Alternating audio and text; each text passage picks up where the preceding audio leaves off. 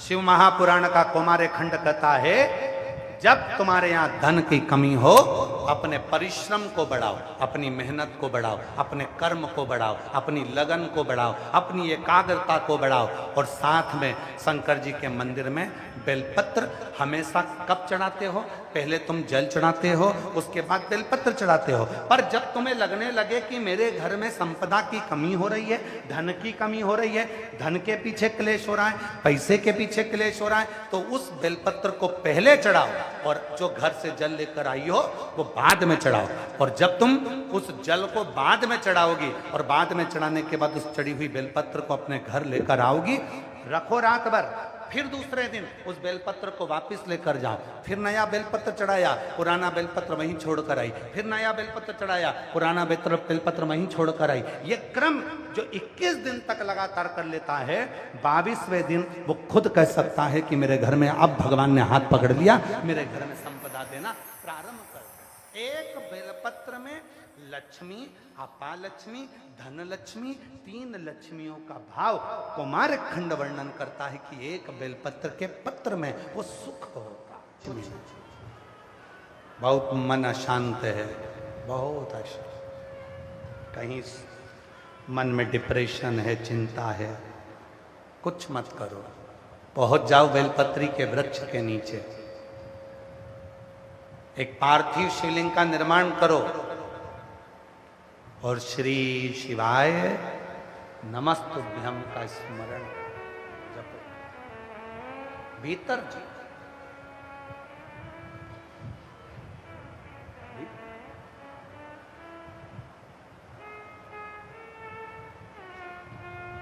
सबके सामने अगर मंत्र जप रहे हो, सब लोग देख रहे हैं, तो मौन होकर मंत्र जपो। और जब एकांत में मंत्र का जप करो, तब आवाज निकाल कर मंत्र का जप करो। श्री शिवाय नमस्तुभ्यं, श्री शिवाय नमस्तुभ्यं, श्री शिवाय नमस्तुभ्यं, श्री शिवाय नमस्तुभ्यं। उस मंत्र का उच्चारण कर। ये शरणागति का वो मंत्र है कि जो जीवन में मनुष्य को सुख प्रदान करे।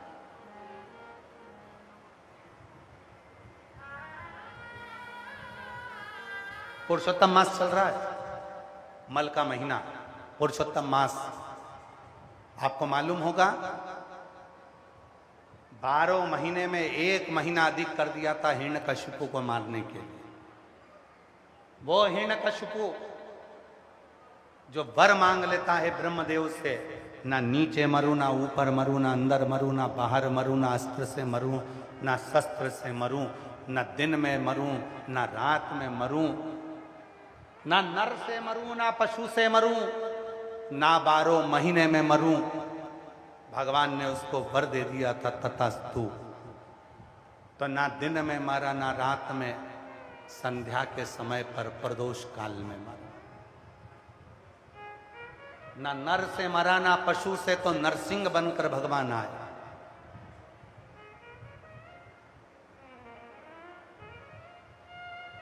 ना अंदर मरा, ना बाहर, तो देहली पर मरा।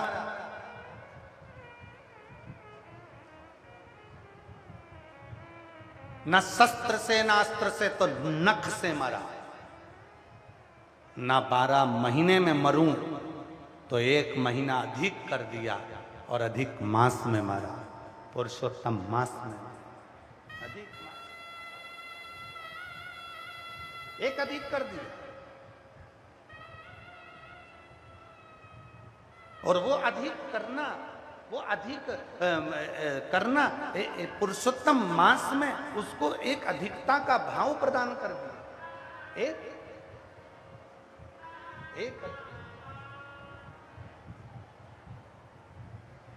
एक अधिक। अब वो जो महीना था मलमास, जो महीना मलमास का जो निकला, मलमास का जो महीना हुआ, जिसमें हिरण्यकशिपु मरा था, उस महीने को किसी ने स्वीकार नहीं करा। कोई उस महीने को स्वीकार नहीं करता, कोई भी उस महीने को स्वीकार नहीं कर रहा। और ये केवल मलमास की कथा नहीं है, संपूर्ण जगत के प्रत्येक मनुष्य की कथा है।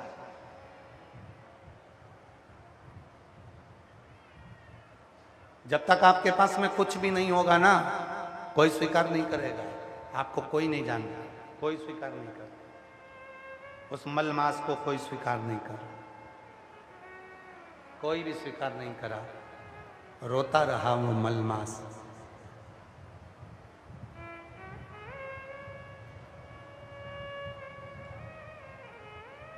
जब जब मलमास नरसिंह भगवान के सामने जाता था, तब नरसिंह भगवान का क्रोध उस मलमास को देखकर और बढ़ जाता था।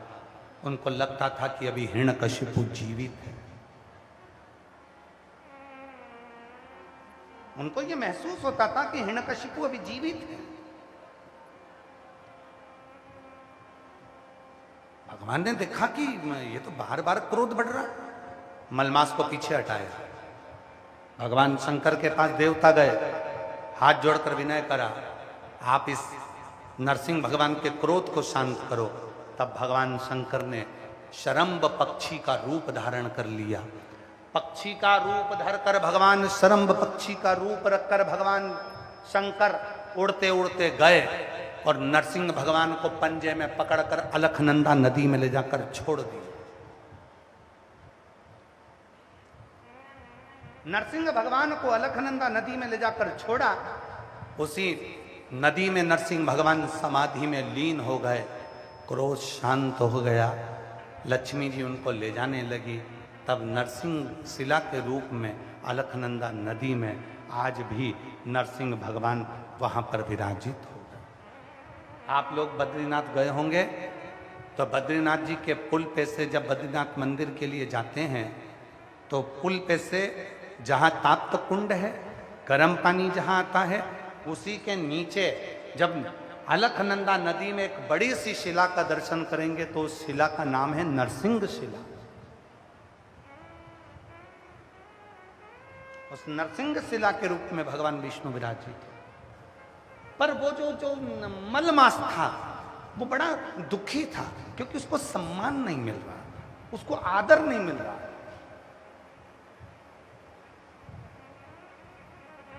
ब्रह्मलोक में गया, ब्रह्मा जी ने बाहर कर दिया।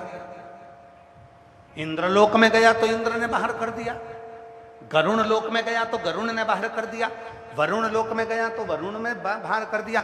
जितने लोक में मलमास जाता था, मलमास जितने लोक में गया, जो 1 महीना अधिक करा था 12 महीने में, वो मलमास बार बार जहां जाता था सब उसे भगा देते थे। तब वो आखिरी बार मन में सोच लिया मलमास ने कि अब आखिरी बार जा रहा हूं भगवान विष्णु के पास में। तब भगवान नारायण विश्राम कर रहे थे। शेषनाग ने देख लिया मलमास को। मलमास ने शेषनाग भगवान को प्रणाम करा। शेषनाग जी, मैं बहुत दुखी हूँ क्योंकि मैं मलमास हूँ, मुझे कोई स्वीकार नहीं करता। लोग मुझसे ईर्ष्या करते हैं, नफरत करते हैं, लोग मुझे प्रणाम नहीं करते, लोग मेरा मुंह देखना पसंद नहीं करते, लोग मुझे पूछते नहीं हैं क्योंकि मैं मलमास हूँ। शेषनाग जी ने पूछा, तू मलमास? हाँ। तो तुझे तो लोगों को प्रणाम करना चाहिए क्योंकि तूने देवताओं का काम किया। नरसिंह भगवान का प्रकट तेरे मास में हुआ है, नरसिंह भगवान प्रकट हुए हैं और नरसिंह भगवान ने हिरण्यकशिपु को मारा, तो लोगों को तो तुझे नमन करना चाहिए। अगर तू नहीं होता तो हिरण्यकशिपु मरता ही नहीं, नरसिंह भगवान का प्रागट्य नहीं होता अगर तू नहीं होता।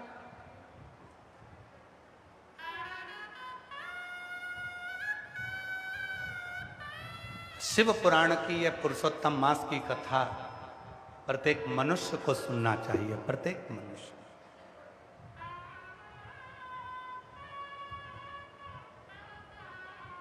तुझे तो लोगों को प्रणाम करना चाहिए।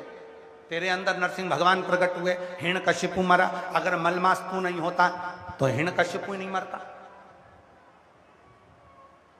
शेषनाग ने एक बात बड़ी सुंदर कही, शायद आप सबके लिए और हमारे लिए वो बात है। शेषनाग ने कहा, मलमास, मेरा भाई वासुकी नाग, उसने भी देवताओं का हित करा था। समुद्र मंथन में मेरे भाई वासुकी नाग की नेति बनाई गई थी। मंदराचल पर्वत पर उसे लपेटा गया था। देवता और राक्षसों ने मिलकर उसका मंथन किया था। जब समुद्र का मंथन करा, अमृत निकल गया।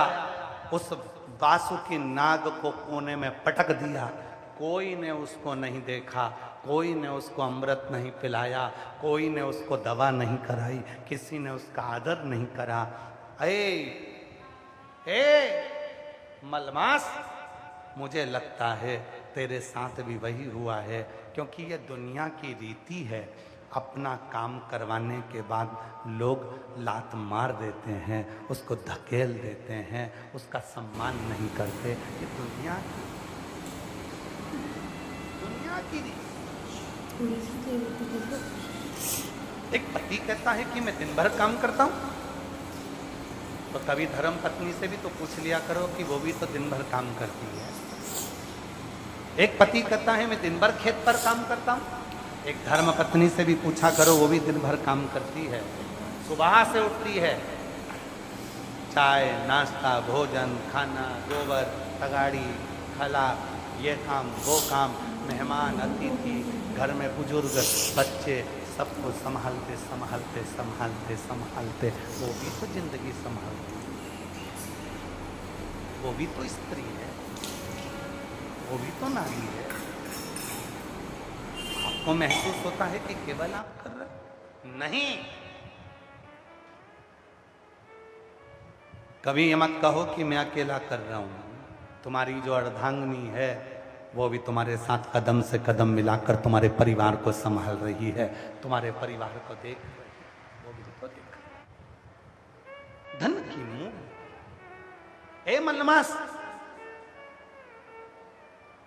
शेषनाग ने कहा कि तुझे कोई पूछता नहीं, क्यों पूछे, क्यों चिंता करता?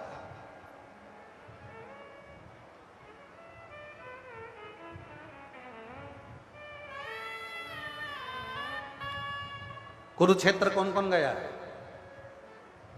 हाथ उठाओ जल्दी से, सब गए हो?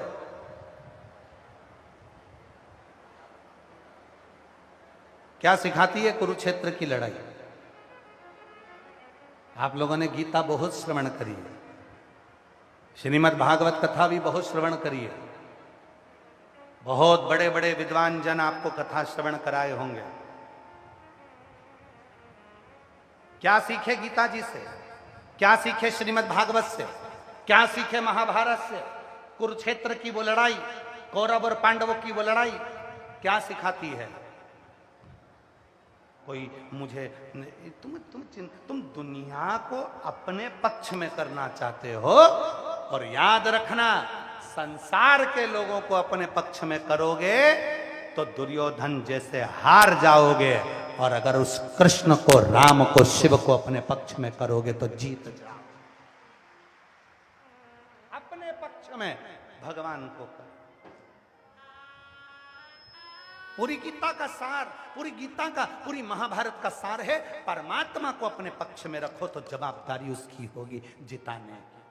फिर तुम्हारे हाथ में शस्त्र नहीं भी होगा तो भी जिताएगा। भगवान कृष्ण जिसके सारथी बन गए, तो फिर देखो आप, अर्जुन के कई बार बाण नहीं थे, टूट गए थे, धनुष टूट गया था, फिर भी जीता।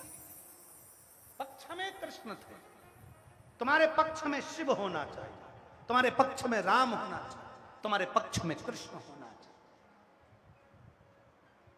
और बहुत सारे लोग मिलेंगे जो तुमसे कहेंगे कि भगवान को छोड़ दो, क्या राम नाम जपना, क्या कृष्ण नाम जपना, क्या शिव जी पे जल चढ़ाना, ये सब ढोंग है, ये सब प्रपंच है। शंकर भगवान पे जल मत चढ़ा, शिव जी की कथा मत सुनो, शंकर जी से हेत मत करो, शंकर जी का भजन मत करो। बहुत सारे मिलेंगे जो तुम्हें परमात्मा से दूर करेंगे। तुम अपनी बुद्धि से कहना और उसको जवाब देना, अन्न खाती हूँ, मुझे पाल पोस कर मेरे माँ बाप ने बड़ा करा है, पढ़ी लिखी हूँ, मैंने भी पढ़ाई करी है, पढ़ाने वाले मेरे पिताजी, खिलाने वाले मेरे पिताजी, साथ देने वाला मेरा पति, मेरे बच्चे, तो मैं तेरी क्यों सुनूं? मैं मेरे दिल की सुनूं। मेरी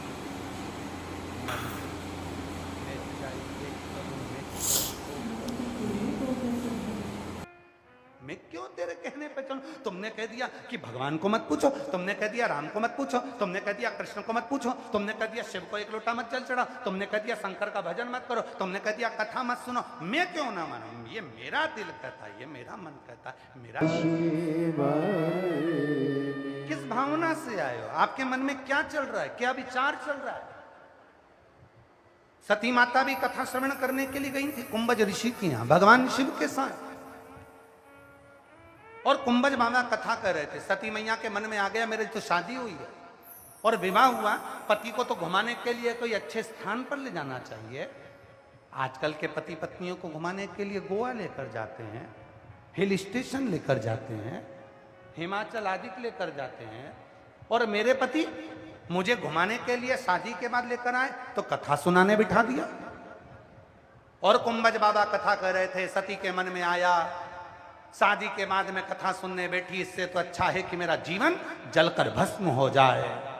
कुंभज ऋषि मौन हो गए, चुप हो गए, स्तब्ध हो गए। कथा पूरी हो गई। शिवजी ने पूछा क्या बात है कुंभज ऋषि, आप चुप हो गए हो कथा कहते कहते बीच में, क्या हुआ? कुंभज ऋषि ने कहा शिव महापुराण की कथा जब होती है और इसको जो सुनता है उसके मन के अंदर जो बात आती है वो पूरी होती है। पूरी होती है? हाँ, तो अच्छी बात है। शंकर भगवान कहने लगे मैं कथा सुन रहा था, मैं जो मांगूंगा वो मुझे मिलेगा? बिल्कुल। तो जो मैं मांगूंगा वो मिलेगा? बिल्कुल मिलेगा। तो कुंभज ऋषि से कहा बताओ मैंने क्या मांगा, आप बता सकते हो? कुंभज ऋषि ने कहा मैं आपके मन की जानता हूं, आपने राम जी का दर्शन मांगा है। आप जब जाओगे यहां से तब राम जी का दर्शन हो जाएगा। तो फिर तुम चुप क्यों हुए, मौन क्यों हुए? कुंभज ऋषि ने कहा तुमने तो राम का दर्शन मांगा था, पर सती माता ने मन में सोचा मेरे पति मुझे यहाँ कथा सुनाने लिया, इससे तो मैं जलकर राख हो जाऊं तो अच्छा। शिव जी कहने लगे शिव पुराण सुनते समय जो मन में आता है वो तो होकर ही रहता है, उसे कोई नहीं रोक सकता। अब तो सती को जलकर भस्म होना ही पड़ेगा। और अपने पिता दक्ष प्रजापति की यहाँ सती माता गई, पिता का अपमान पिता ने जो करा, सती माता यज्ञ के कुंड में जलकर भस्म हुई और शंकर जी को राम का दर्शन हुआ। इसीलिए शिव पुराण की कथा कहती है जब सुनने बैठो अपने लिए कहना बाबा मेरे दुख हरना, मेरे कष्ट हरना, मेरी बीमारी दूर करना, मेरी झोली खुशियों से भरना मेरा भोला बाबा। किसी स्त्री की गोद खाली मत रखना और किसी पुरुष की जेब खाली मत रखना, ऐसी करुणा मेरा भोलेनाथ करना। उससे हमेशा कथा के अंदर बैठकर अच्छा मांगो, अच्छा कहो, अच्छा बोलो। शिव कथा कर शेषनाग ने मलमास को समझाया, ए मलमास तो चिंता मत कर, मेरे भाई वासुकी नाग के साथ भी यही हुआ। ये दुनिया की रीति है, काम निकल जाने के बाद लोग किसी को पूछते नहीं। इसीलिए शिव महापुराण की कथा कहती है अपनी चमक को स्वयं बनाकर रखिए, अपने आप को स्वयं प्रबल बनाकर रखिए। कभी मत सोचना कि आप कमजोर हो, कभी मत सोचना कि आप अकेले हो। हमेशा अपने भीतर ये बनाकर रखना कि मेरे साथ मेरा बाबा, मेरा देव अधिदेव महादेव है। मेरे दुखों को मिलता है भोला तेरा कृपा। शिव कथा कर रही है, शिव महापुराण की कथा कर रही है। मलमास बड़ा दुखी हो गया, शेषनाग से कहा कि अब मैं करूं तो करूं क्या, क्या करूं? शेषनाग ने कहा कि मेरे भाई वासुकी नाग के पास मेरे भाई वासुकी नाग को भी सबने प्रयोग कर कर पटक दिया। अमृत मिल गया देवताओं को, पटक दिया। तुम मेरे भाई वासुकी नाग के पास और मलमास, जिस पुरुषोत्तम मास में आप कथा सुन रहे हो, ये मलमास वासुकी नाग के पास चला गया। वासुकी नाग मलमास को देखा, मलमास की आंख में आंसू था, आंख में जल भरा हुआ। वासुकी ने पूछा कि तुम रो क्यों रहे हो? कहा भगवान नरसिंह का अवतार मेरे ही महीने में हुआ, हिरण्यकशिपु भी मरा भी मेरे ही मास में, फिर भी लोग मुझे मलमास जानकर अपना नहीं रहे, मुझे कोई सम्मान नहीं देता, मुझसे नफरत करते हैं, मुझसे ईर्ष्या करते हैं।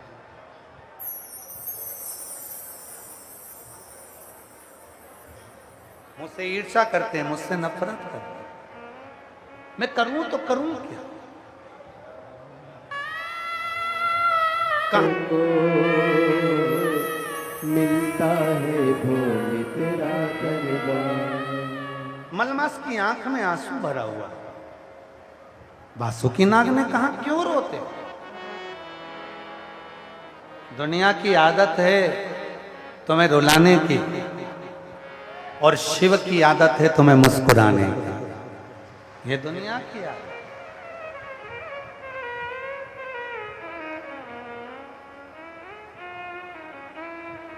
तू रोता क्यों है? मलमास कहने लगा मुझे सम्मान नहीं मिलता, लोग मुझसे नफरत करते हैं, ईर्ष्या करते हैं, बड़ा दुख है मेरे मन में, मेरा कोई सम्मान नहीं। लोग मेरा अपमान करते हैं, मुझे पूछते नहीं, मेरा आदर नहीं करते, ईर्ष्या करते हैं, मुझे कोई साथ नहीं रखता, मुझसे नफरत करता। वासुकी नाग ने कहा ये तो दुनिया की रीति है। इतनी सी बात के लिए अपने मन को उदास कर लिया। एक काम कर मलमास, तो किसी महीने में तुझे लोग अपने महीने में तुझे नहीं रखेंगे, तो खुद उस शिव की आराधना, शंकर की आराधना। मलमास, प्रत्येक महीने में एक शिवरात्रि आती है, और मलमास तेरे महीने में भी शिवरात्रि आएगी।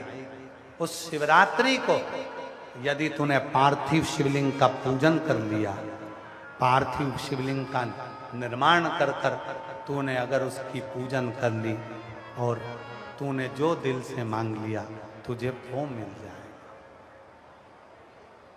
तू जो मांगेगा वो तुझे मिलेगा। पार्थिव पूजन। मलमास स्वयं वासुकी नाग के कहने पर भगवान शंकर के पार्थिव का स्मरण करते हैं, और जो पार्थिव पूजन मलमास ने करी, शिव प्रसन्न हो गए। मलमास क्या हुआ? लोग मुझसे नफरत करते हैं, ईर्ष्या करते हैं, कोई देवता मुझे स्वीकार नहीं कर रहा, कोई महीना कोई तिथि मुझे स्वीकार नहीं कर रहा, मैं दिखने में भी ठीक नहीं। शिव ने कहा मैं तुझे कुछ दूं ना दूं ये पक्का है, पर मेरे जो इष्ट हैं भगवान विष्णु वो तुझे देंगे। मैं इतना विचित्र लगता हूं, मुझे देखकर तो लोगों को क्रोध आ जाए। शंकर भगवान ने कहा चिंता मत कर मलमास, तूने मेरी शिवरात्रि की पूजन करी है, मैं तुझे काया का सुख देता हूं। मलमास, तेरी जो काली काया है वो हटेगी, और मेरी कर्पूर गौरम करुणावतारम वाली काया तुझे मिलेगी। जा मैं तुझे वर प्रदान।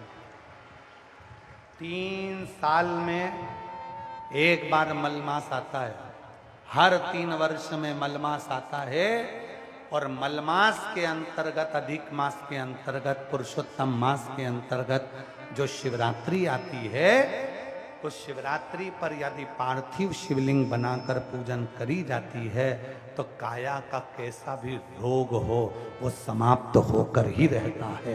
ये पार्थिव पूजन का, इसलिए पूरी सोशल मीडिया पर ऑनलाइन अपने अपने घर में बैठकर आप अधिक मास की पुरुषोत्तम मास की शिवरात्रि के दिन पार्थिव पूजन सब साथ में मिलकर करेंगे, जिससे आपके रोग का निवारण।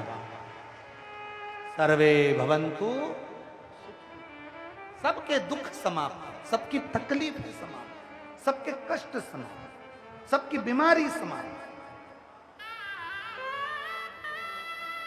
अपने अपने घर में छोटा थोड़ा सा मिट्टी का शिवलिंग बनाना, पार्थिव पूजन करना, और कुछ सामग्री हैं जो हम कल की कथा में आपको बताएंगे कि पार्थिव पूजन में जो अधिक मास में जो पार्थिव पूजन करेंगे, अधिक मास में जो शिवलिंग का निर्माण कर कर भगवान शंकर की पूजन कर कर जो विसर्जन करेंगे शिवरात्रि के दिन अपने अपने घरों में रहकर, अपने अपने घर में बैठकर, जो 13 जून को हम देखें तिथि, 13 जून को जो शिवरात्रि पड़ेगी मलमास की, अधिक मास की, पुरुषोत्तम मास की, उस पे घर में रहकर पार्थिव पूजन करें और उस पूजन का फल प्राप्त।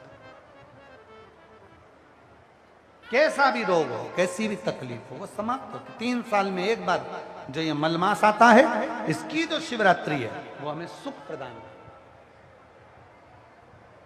कल आप लोग पेन और कॉपी लेकर आना, कल हम वर्णन करेंगे 5 चीजें ऐसी हैं जो मलमास की शिवरात्रि पर समर्पित करी जाए पार्थिव पूजन में, तो घर से रोग, बीमारी, तकलीफ, कष्ट दूर होता है, बच्चों में विद्वत्ता आती है। घर में जो बीमार पड़े रहते हैं, 1 रुपये कमाओ 1.25 रुपये खर्च वाला जो काम चलता है, घर में कुछ टिकता नहीं, कोई ना कोई बीमारी ही रहता है घर में, वो सब चीज़ों का हल इसके अंतर्गत करेंगे। पार्थिव पूजन सब लिख के रखना, शिव की आराधना करें, साधना करें। मलमास ने जैसे ही साधना करी, भगवान शंकर ने अपनी मलमास की जो काली काया थी उसको समाप्त कर कर मेरे शंकर भगवान ने अपना कर्पूर गौरम स्वरूप दे दिया। जो स्वरूप मिला, शिव जी उसको भगवान नारायण के पास लेकर चले गए, और भगवान श्री हरि ने जब उसको देखा कि शिव ने इसको रूप दे दिया है, तो शंकर भगवान के देने पर स्वयं भगवान नारायण ने अपना पुरुषोत्तम नाम दे दिया, और उस महीने का नाम पुरुषोत्तम मास संहिता में वर्णन आता है। एक बार माता पार्वती जी ने भगवान शंकर को प्राप्त करने के लिए 1.25 करोड़ बेलपत्र के पत्र शिव को समर्पित करने का संकल्प ले लिया। उनकी सखियां बेलपत्र के पत्र तोड़कर लाती हैं तो भी वो 1.25 करोड़ नहीं हो पाते। तब माता पार्वती जी को लगा कि मेरा संकल्प अधूरा रह जाएगा। तब माता पार्वती जी तुमरुका जी के पास गई और तुमरुका जी से पूछा, तुमरुका जी बताओ 1.25 करोड़ बेलपत्र चढ़ाना है शिव को प्रसन्न करने के लिए, मैं क्या करूं? तुमरुका जी ने कहा, माँ 1 बेलपत्र लेकर आओ, उस बेलपत्र को सूखने के बाद उसका चूरा बनाओ, जितना बारीक चूरा हो सके उतना बारीक कर लो और उस चूरे को शिव जी पे समर्पित कर दो। वो 1.25 करोड़ बेलपत्र के सुख के बराबर सुख प्रदान कर। एक बेलपत्र के पत्र में भी वो फल है, वो लाभ है जो 1.25 करोड़ बेलपत्र के बराबर सुख हमको प्रदान कर दे। एक बेल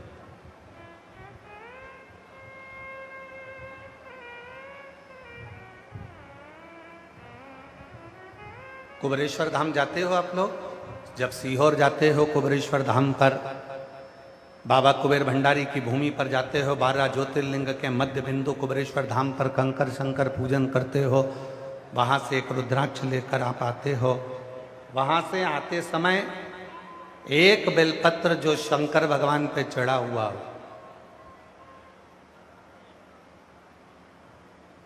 कंकर शंकर शिला पर चढ़ाओ, शिवलिंग पे चढ़ाओ, या कहीं कंकर की पूजन हुई हो वहां पर भी अगर कोई चढ़ा हुआ बेलपत्र तुम्हें मिल जाए उसको लेकर आ जाओ और उस बेलपत्र को सुखा कर रख लो।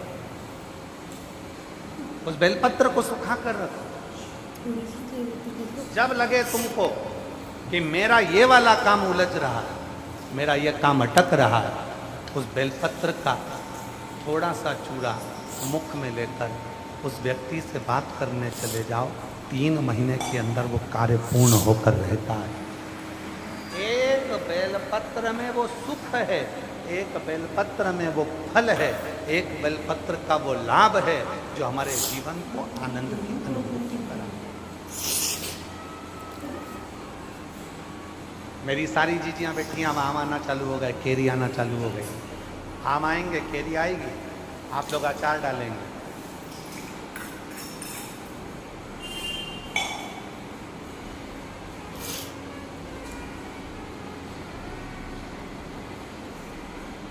जिस दिन हम आए थे उस दिन हमारे एक दिल्ली वाले गोयल जी और बंसल जी तो यहाँ बैठे हैं, दिल्ली वाले गोयल जी बंसल जी दोनों थोड़ा थोड़ा अचार का डब्बा बांध कर लाए। कहा गुरुजी नया डाला है। तो हमने पूछा क्यों भाई इतना अचार लाए हो, इस अचार में फाँक तो बहुत कम है और तेल ज़्यादा है। तो वो गोयल जी की धर्म पत्नी बोली ये जितना तेल में डूबा रहता है उतना सुरक्षित रहता है। हमने कहा वाह कितनी सुंदर बात कही। अचार तेल में डूबा रहेगा सुरक्षित रहेगा, मुरब्बा चाशनी में डूबा रहेगा सुरक्षित रहेगा, और संसार का मनुष्य शिव कथा में डूबा रहेगा तो सुरक्षित रहेगा। जो भगवान की भक्ति में डूबा है, हम ये कभी नहीं बोले कि आप शंकर की शरणागति, हम कहते हैं तुम राम को भजते हो तो राम को भजो, आप कृष्ण को भजते हो तो कृष्ण को भजो, आप शिव को भजते हो तो शिव को भजो, आप जगत जननी दुर्गा भवानी को भजते हो तो जगत जननी दुर्गा भवानी को भजो। आप जो आराधना जो साधना आप दिल से करते हो, आपकी जो मर्जी हो वो भजो, पर उसमें डूब जाना, उसमें जितने डूबते चले जाओगे उतने सुरक्षित होते चले जाओगे, उतने सुरक्षित। डूबना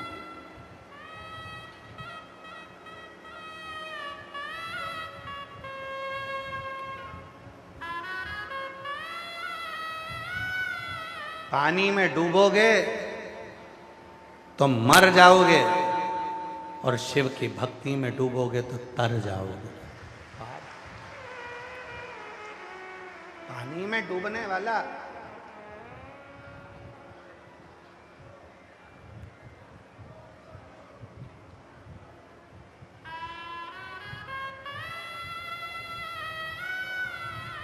और कहने में पीछे नहीं हटेंगे। पानी में डूबने वाले को बचाया जा सकता है, थोड़े चांस हैं। जो माताएं तैरना जानती हैं वो तुरंत जाकर उसका बाल पकड़कर खींच कर ले आती हैं।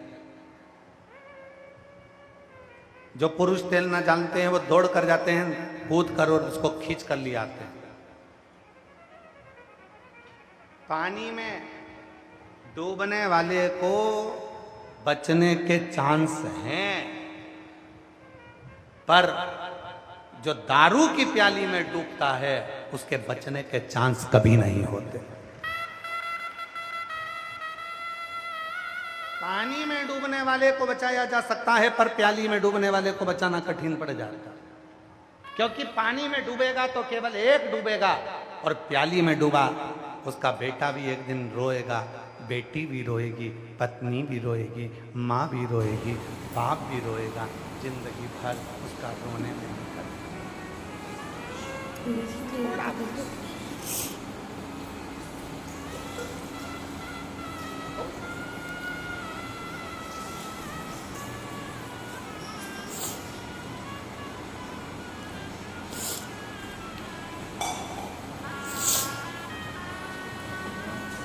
स्मरण करिए। भगवान शंकर का कुमार खंड कहता है, जब तुम्हारे यहाँ धन की कमी हो अपने परिश्रम को बढ़ाओ, अपनी मेहनत को बढ़ाओ, अपने कर्म को बढ़ाओ, अपनी लगन को बढ़ाओ, अपनी एकाग्रता को बढ़ाओ, और साथ में शंकर जी के मंदिर में बेलपत्र हमेशा कब चढ़ाते हो? पहले तुम जल चढ़ाते हो, उसके बाद बेलपत्र चढ़ाते हो। पर जब तुम्हें लगने लगे कि मेरे घर में संपदा की कमी हो रही है, धन की कमी हो रही है, धन के पीछे क्लेश हो रहा है, पैसे के पीछे क्लेश हो रहा है, तो उस बेलपत्र को पहले चढ़ाओ और जो घर से जल लेकर आई हो वो बाद में चढ़ाओ।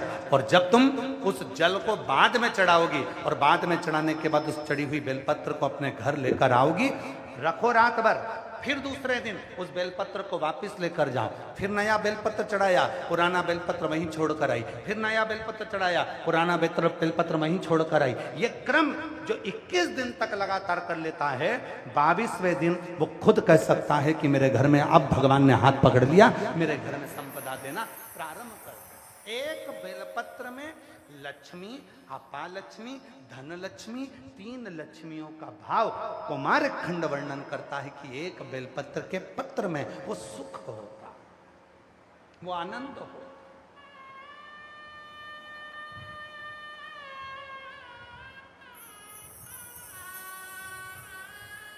और जो जैसी भावना लाए वो वैसा ही फल पाया, नहीं खाली उसे से लौटाया, वो मन हर्षाया। जैसे बेलपत्र का संग दुर्वा ले लेती है, एक दुर्वा और एक बेलपत्र जब हम शिव को समर्पित करते हैं, लोग कहते हैं गुरुजी आपने कहा कि बेलपत्री के बीच वाले पत्ते पर शहद लगाने पर, शिव को चढ़ाने पर मन की कामना पूर्ण होती है। हमने एक बात और कही थी कि ये चढ़ाने के साथ में तुम्हें मेहनत करना पड़ेगी, तुम्हें परिश्रम करना पड़ेगा, मेहनत रात दिन करना पड़ेगी, तब तुम बेलपत्री के बीच वाले पत्ते पर, धन लक्ष्मी का जो पत्ता है उस पर आप बेल शहद लगाकर शिव को समर्पित करते हो। और जैसे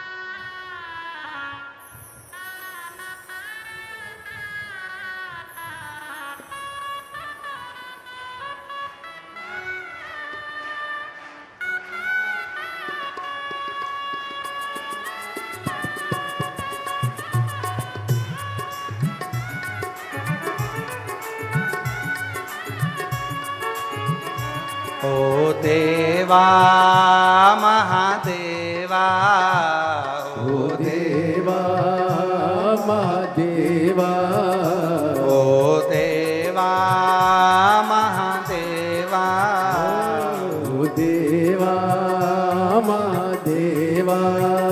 सारी उम्र करूं तेरी सेवा, बाबा जी मेरी लाज रखना, भोले जी मेरी लाज रखना, बाबा जी मेरी लाज रखना, भोले जी मेरी लाज रखना। ओ देवा महादेवा, ओ देवा महादेवा, ओ देवा महादेवा, ओ देवा महादेवा। ओ सारी उम्र करूं तेरी सेवा, भोला जी मेरी लाज रखना, बाबा जी मेरी लाज रखना, भोला जी मेरी लाज रखना, बाबा जी मेरी लाज रखना। बड़े भाव से दोनों हाथों से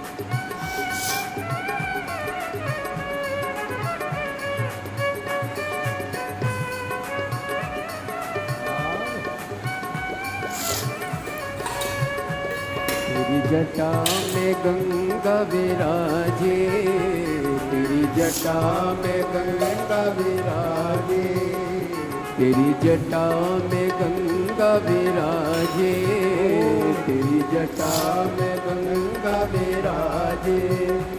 सब भक्त लगा रहे गोता, बोले जी मेरी लाज रखना, बाबा जी मेरी लाज रखना, बोले जी मेरी लाज रखना, बाबा जी मेरी लाज रखना।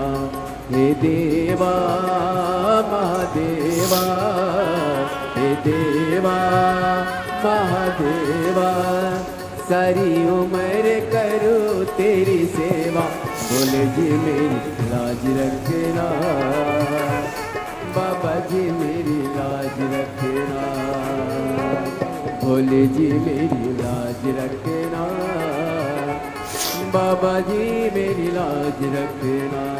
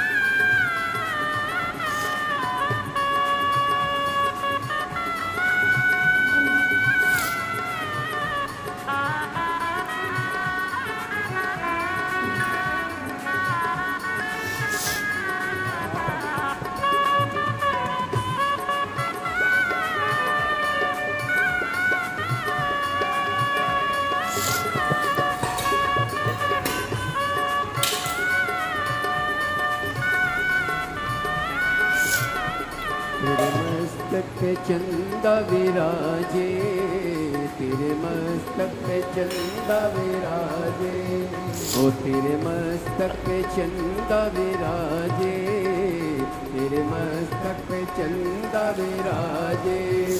सारे जग में करे ओ जियारा, बोले जी मेरी लाज रखना, बाबा जी मेरी लाज रखना, बोले जी मेरी लाज रखना, बाबा जी मेरी लाज रखना।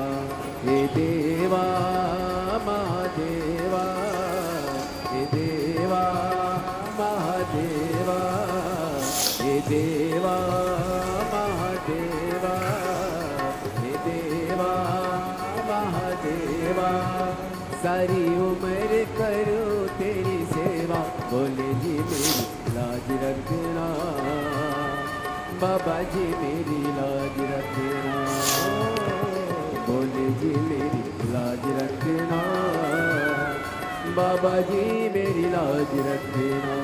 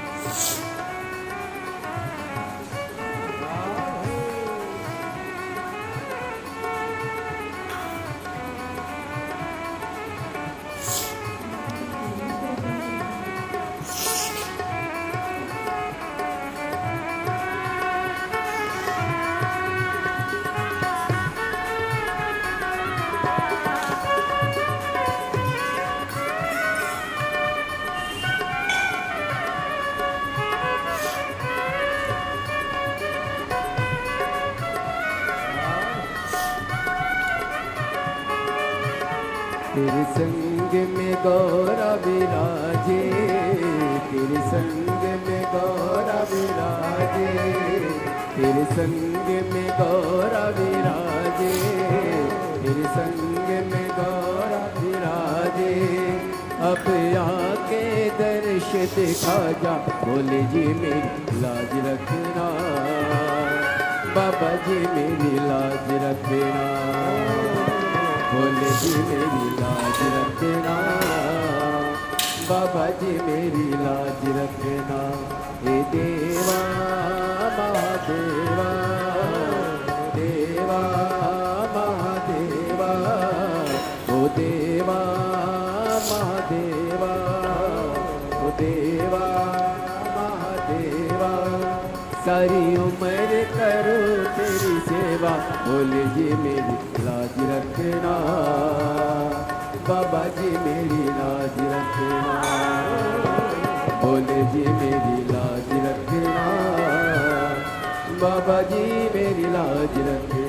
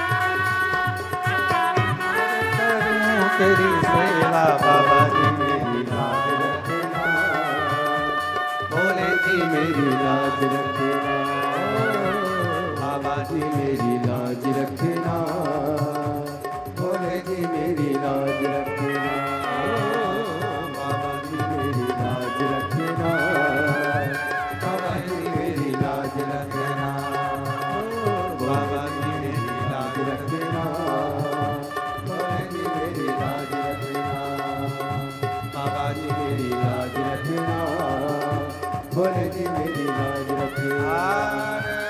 महादेव और प्रार्थना करो। सभी लोग साथ में बोलेंगे, विनय करेंगे, निवेदन।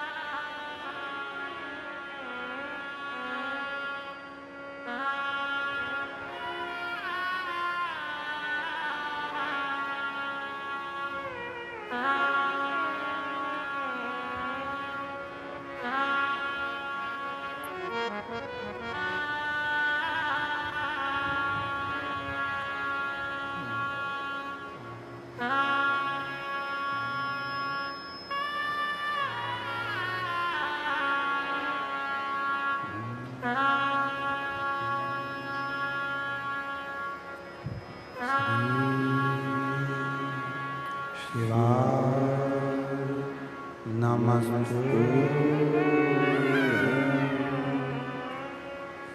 श्री शिवाय नमस्ते श्री शिवाय नमस्ते श्री शिवाय नमस्ते श्री शिवाय नमस्तुभ्यं भोला सब दुख काटो मार। ओ भोला सब दुख काटो मार। शिव शंकर जपो तेरी माला, भोले बाबा जपो तेरी माला, भोला सब दुख काटो मार। ओ भोला सब दुख काटो मार। वेश है मंगल मंगलकारी, वेश है मंगल मंगलकारी। शमशान वासी हमारा, शमशान वासी हमारा। ओ भोला सब दुख काटो मार। ओ भोला सब दुख काटो मार।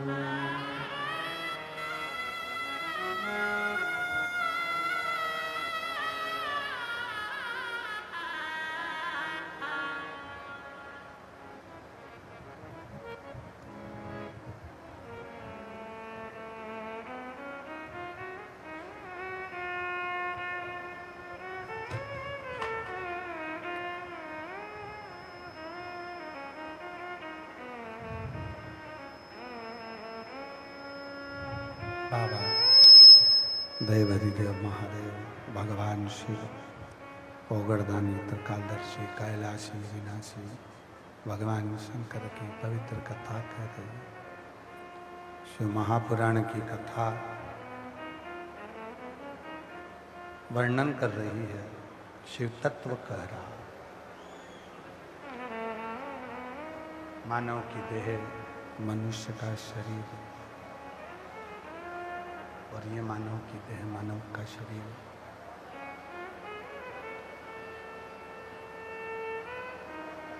शिव की साधना, शिव महापुराण में बैठकर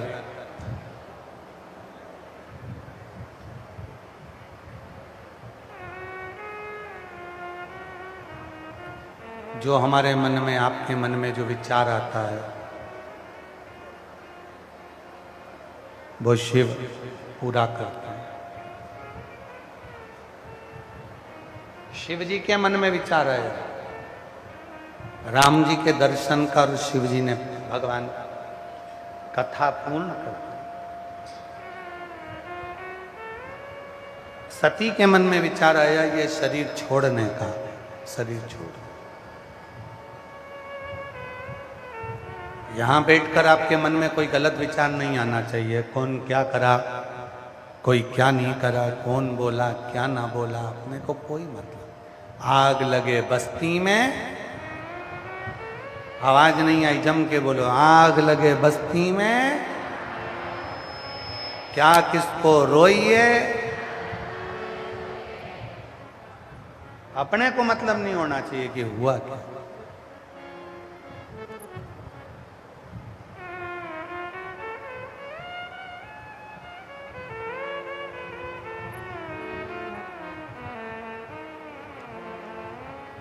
एक व्यक्ति ने कहा, दिल्ली में कहा कि शिव जी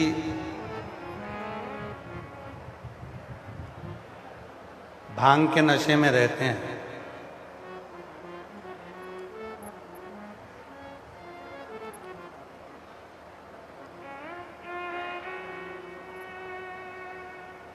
इसीलिए कोई भी कुछ मांगने आता है तो तुरंत दे देते हैं। हमने उनसे कहा तो तुम भी अहंकार का नशा छोड़ दो और शंकर जी के पास जाओ। जब वो बिना सोचे समझे दे सकता है तो तुम्हारी झोली भी तो खुशियों से भर सकता है। इसमें क्या विचार है?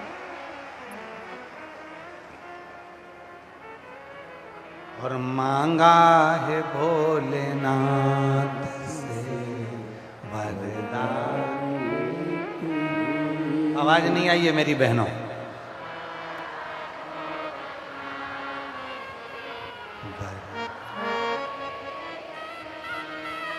तेरी कृपा बनी रहे जब तक है जिंदगी, तेरी कृपा बनी रहे जब तक है जिंदगी। मांगा है भोलेनाथ से वरदान है, मांगा है भोलेनाथ से वरदान।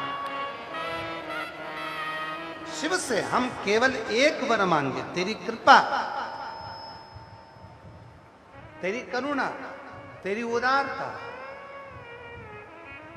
मलमासुर हो रहा है। शेषनाग जी ने कहा मेरे भाई वासुकी नाग के साथ भी यही हुआ। आज की दुनिया है ही ऐसे, आपका उपयोग कर लेती, आपको लात मार देती। वावारी दुनिया, मतलब की दुनिया में किसी का कोई नहीं। धन के साथी हजारों हैं, जब धन ही नहीं तो कोई नहीं।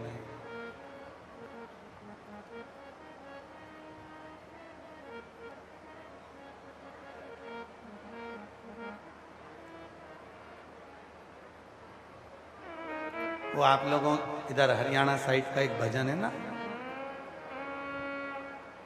तू चाहे दिन ना दुख दे ले, दुख देने की आदत पड़ेगी। तो चाहे जितना दुख दे ले, दुख सहन की आदत पड़ गई हो। पर इतना याद रखना, दुनिया के लोग अगर किसी पर एक उंगली उठाते हैं तो ये 3 उंगली उसी की ओर जाती है कि तुम दूसरे पर उंगली उठाने से पहले अपने अंदर झांक कर देखो कि तुम कैसे हो।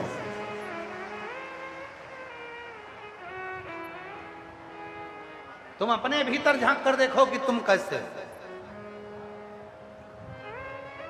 एक व्यक्ति दूसरे व्यक्ति पर इल्जाम लगा रहा है, दूसरा व्यक्ति एक व्यक्ति पर इल्जाम लगा रहा है, एक व्यक्ति दूसरे व्यक्ति पर इल्जाम लगा रहा है, दूसरा व्यक्ति एक व्यक्ति पर इल्जाम लगा रहा है। अरे भाई छोड़ो ना, काय का टेंशन लेना।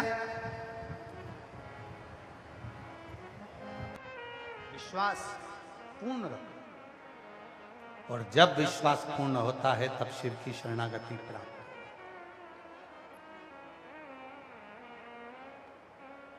ऐसे दयालु नाथ से रिश्ता बोलो बोलो बोलो बोलो, ऐसे रिश्ता मिलता रहेगा आपको, जो कुछ भी चाहिए मिलता रहे।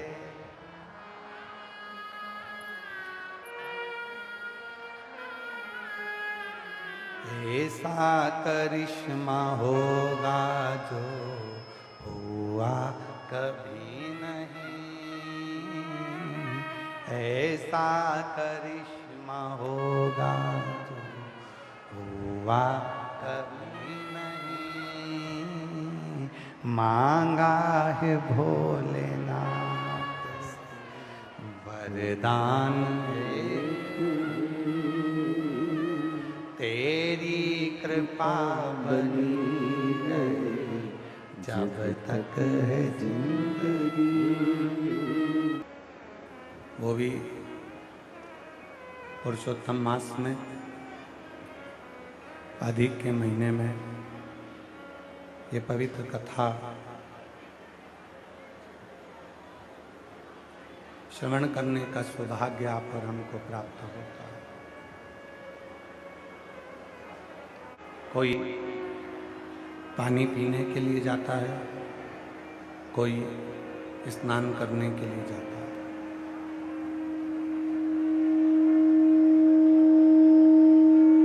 कोई जल भरने के लिए जाता है, कोई वस्त्र धोने के लिए जाता है।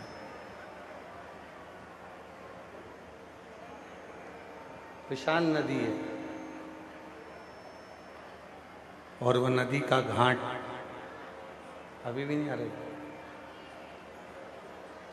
नदी का घाट सबके लिए, वो नदी का घाट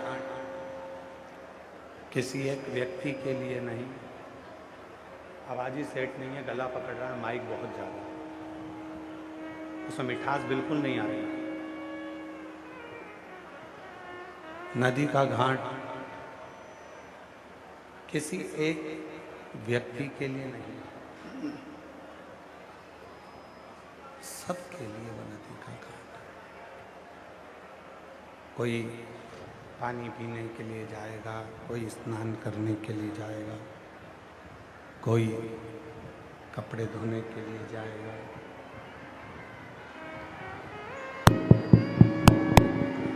शंभो शंभो शंभो शंभो। उस नदी के घाट पर कोई कपड़े धोने के लिए भी जा रहा है, कोई स्नान करने के लिए भी जा रहा है, कोई पानी पीने के लिए भी जा रहा है, और कोई पानी भरने के लिए भी जा रहा है। अब वो पानी एक ही है, एक ही नदी का पानी है।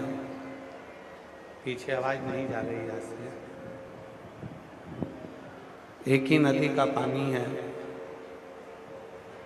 किसी ने कपड़े धोए हैं, किसी ने स्नान करा है, किसी ने पानी पिया है, और कोई उसको भर कर लेकर आया।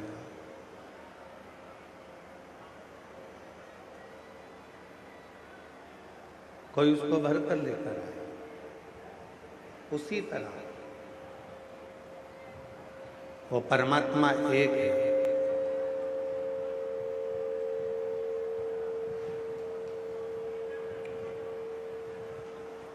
और उस परमात्मा को कोई किसी घाट पर, कोई किसी घाट पर उस परमात्मा को पाने का प्रयास कर रहा है।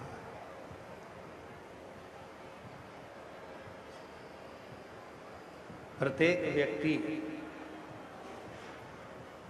प्रत्येक मनुष्य उस परमात्मा को पाने का प्रयास कर रहा है, पर वो मिले कैसे, उसकी प्राप्ति कैसे हो। शिव महापुराण ने उसको पाने का तरीका बताया। उस परमात्मा को कैसे प्राप्त किया जा सकता है, उस परमात्मा को कैसे प्राप्त कर सकते हैं, शिव महापुराण ने उसका एक तरीका आप और हमको बताया।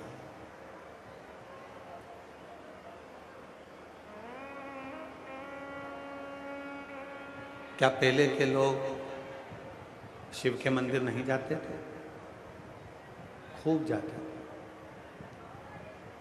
क्या पहले के लोग भगवान शंकर पर जल नहीं चढ़ाते थे? खूब चढ़ाते थे। पहले भी लोग शिव के मंदिर जाते थे, पहले भी लोग जल चढ़ाते थे, पहले भी लोग भगवान शंकर का भजन करते थे, स्मरण करते थे, कीर्तन करते थे, मंत्र जाप करते थे, नाम जाप करते थे। आवाज पकड़ रहा है, गला बहुत तेज है, साउंड। क्या पहले के लोग मंदिर नहीं जाते? खूब जाते, खूब भजन करते, खूब कीर्तन करते, खूब मंत्र जाप करते, खूब नाम जाप करते।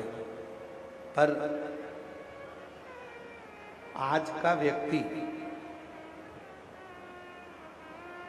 उसको ये ज्ञात हो गया, आज का व्यक्ति उसको यह मालूम हो गया कि कौन से स्थान पर जल चढ़ाने से, कौन से स्थान पर बेलपत्र चढ़ाने से, कौन से स्थान पर दुर्वा चढ़ाने से, कौन से स्थान पर इस हाथ की हथेली का स्पर्श करने से, कौन से स्थान पर दूध की धार लगाने से, कौन से स्थान पर शिव को जल चढ़ाने से शिव कितनी जल्दी प्रकट हो सकता है, कितनी जल्दी प्राप्त हो सकता है, ये कहती है। भगवान शंकर की कथा भी यही वर्णन करती है कि शिव महापुराण ने व्यक्ति के जीवन में, वेद व्यास जी वर्णन करते हैं, मानव के शरीर में जो तकलीफ है, मानव के शरीर में जो दुख है, मानव के शरीर में जो कष्ट है, कौन से स्थान पर जल चढ़ाकर, कौन से स्थान पर दूध चढ़ाकर, कौन से स्थान पर बिलपत्र चढ़ाकर हम उस सुख को प्राप्त कर सकते हैं।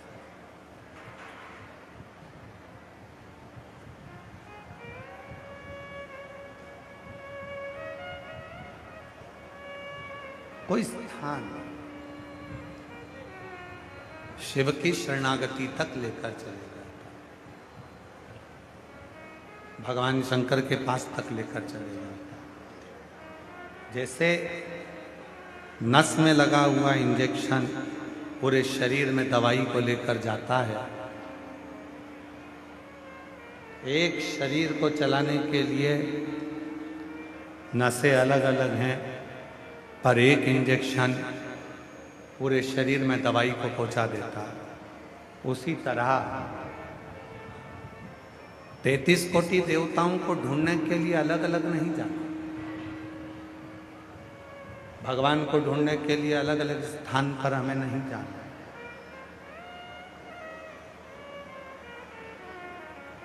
तैतीस कोटि देवताओं को ढूंढने के लिए हमको अलग अलग स्थान पर नहीं पहुंचना। हमको जैसे डॉक्टर एक नस में दवाई डालता है पूरे शरीर में पहुंच जाती है, उसी तरह हमें एक शिवलिंग पर जल चढ़ाना है और वो 33 कोटि देवता तक पहुंच जाता है, 33 कोटि देवता तक पहुंचता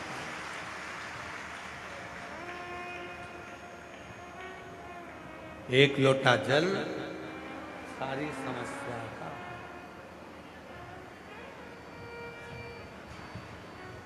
और वो जल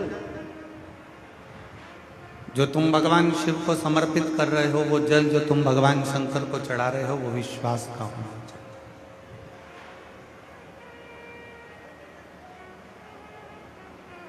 जल से भी ज्यादा जरूरी है भरोसा, विश्वास।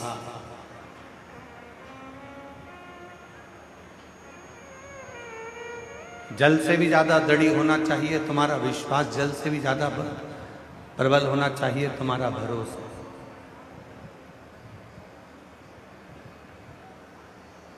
और जिस दिन भरोसा दृढ़ हो जाएगा, उस दिन फिर तुमको महादेव के मंदिर जाने की जरूरत नहीं पड़ेगी। उस दिन महादेव तुम्हें ढूंढता हुआ तुम्हारे दरवाजे तक आए। तुमको हरियाणा के लोगों में एक सबसे बड़ी खूबी होती है कि हरियाणा का व्यक्ति एक बार जिसका हाथ थाम लेता है, मरते दम तक उसका हाथ नहीं छोड़ता है।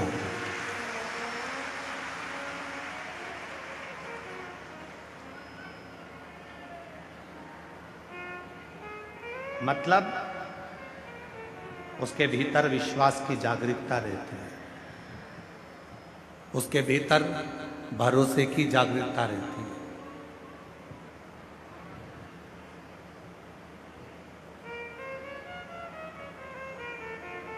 उसके भीतर परमात्मा के समर्पण की जागरूकता रहती है, इसलिए उस भरोसे में, उस विश्वास में वो जीता है।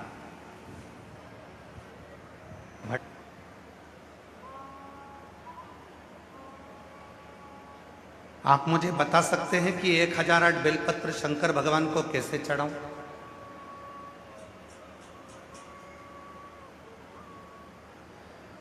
उस बहन ने पत्र में लिखा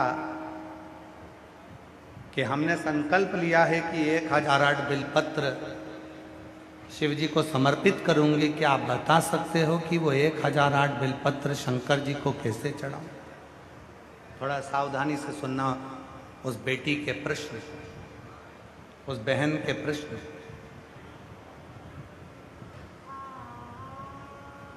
मेरी उस जीजी के प्रश्न। क्या आप बता सकते हैं कि वो 1008 बेलपत्र मुझे शिव जी को चढ़ाना है तो मैं कैसे चढ़ाऊं? आपसे निवेदन है, शिव महापुराण की कथा कहती है अगर 1008 बेलपत्र आप शिव जी को चढ़ाना चाहते हो तो पहले 1008 बेलपत्री के पेड़ लगाओ, तब जाकर 1008 बेलपत्र शिव जी को चढ़ाओ।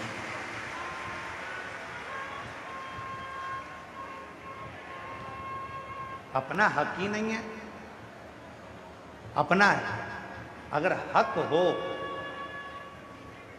महाराज, अपना यदि हक हो, जिस पेड़ को हमने लगाया उस पेड़ की बेलपत्र का हक हमारा, जिस वृक्ष को हमने लगाया उस वृक्ष के फल का हक हमारा, जिस पौधे को लगाया उस पौधे के फूल पर हक हमारा। बेलपत्री के वृक्ष को लगाया है,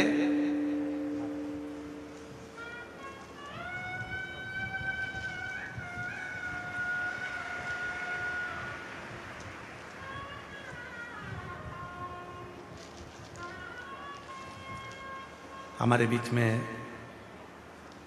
दंडी स्वामी महामंडलेश्वर श्री सवितानंद महाराज जी पधारे। एक बार जोरदार ताली बजाकर उनका साथ।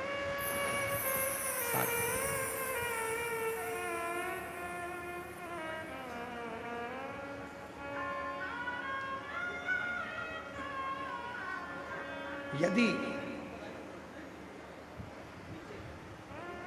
महाराज 1008 बेलपत्र यदि आप शिव जी को समर्पित कर रहे तो 1008 बेलपत्र के वृक्ष लगाने की जवाबदारी भी आपकी। हो सकता है आपको हमारी बात का बुरा लग जाए, हो सकता है हमारी बात का आपको बुरा लग जाए, पर जिस पौधे को लगाया उस पौधे के फूल पर हक अपना होता है, जिस वृक्ष को लगाया उस वृक्ष के फल पर हक अपना होता है, और जिस बेलपत्र के वृक्ष को लगाया उस बेलपत्र के वृक्ष की पत्तियों पर भी हक अपना होता है। फिर आप तोड़कर उसे शिव को समर्पित कर सकते।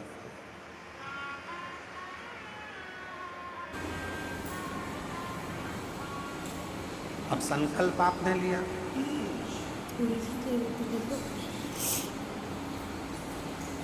कि 1008 बेलपत्र तोड़कर मैं चढ़ाऊंगी।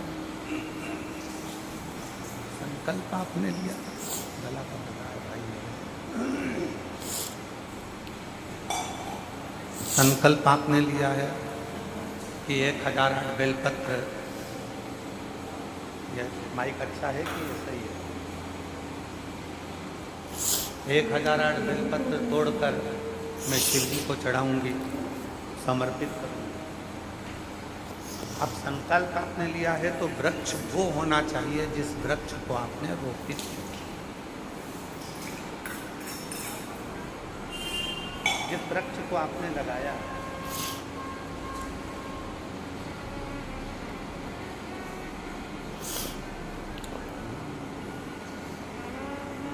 शरण करी मांगो घड़ी रे घड़ी, दुख काटो दया करी दर्शन आपो।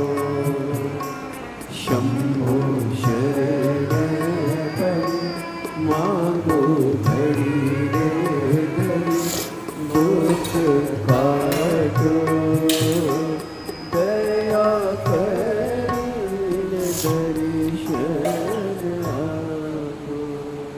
आप वृक्ष लगाओ।